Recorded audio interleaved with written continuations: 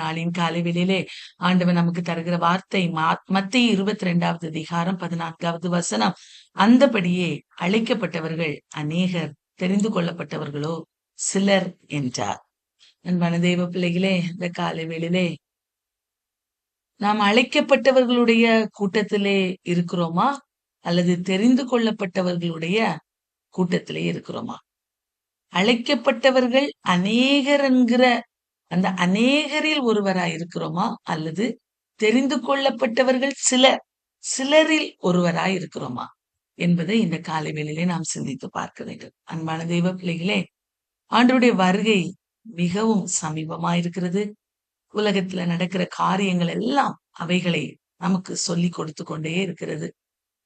ஆண்டவர் இந்த காலை வேளையிலே விரும்புகிறது என்னன்னா, நம்ம எல்லாரும் தெரிந்து கொள்ளப்பட்டவர்களில் ஒருவராக மாற வேண்டும். அதைதான் ஆண்டவர் விரும்புகிறார். தெரிந்து கொள்ளப்பட்டவர்களில் ஒருவராக நாம் மாற வேண்டுமே ஆனால் நாம் என்ன செய்ய வேண்டும்? ஆண்டவருக்கு பிரியமான காரியங்களை செய்கிறவர்களாய் காணப்படணும். ஆண்டவருடைய சித்தம் செய்கிறவர்களாய் காணப்படணும். ஒரு வித்தியாசமான வாழ்க்கை, இந்த உலக போக்கின்படி வாழ்கிற வாழ்க்கை அல்ல, ஒரு பிரித்தெடுக்கப்பட்ட வாழ்க்கை.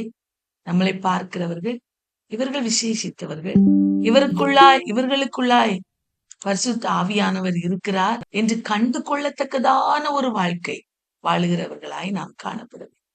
அதைதான் ஆண்டவர் இந்த காலை வேளையிலே விரும்புகிறார். அன்பான தெய்வ பிள்ளைகளே, நாம் இந்த காலை வேளையிலே நம்முடைய இருதயத்தை ஆண்டுடைய சமத்துல ஒப்பு கொடுத்த, ஆண்டவரே என்னை தெரிந்து கொள்ளப்பட்ட கூட்டத்திலே ஒரு மகளாய் என்னை மாற்றுங்கப்பா என்று சொல்லி நம்ம ஜெபிக்கும் போது ஆண்டவர் நிச்சயமாய் நம்முடைய வாழ்விலே மாற்றங்களை உண்டு பண்ணி அவருக்கு பிரியமான பிள்ளைகளாய் வாழும்படியாய் ஆண்டவர் உதவி செய்வார்.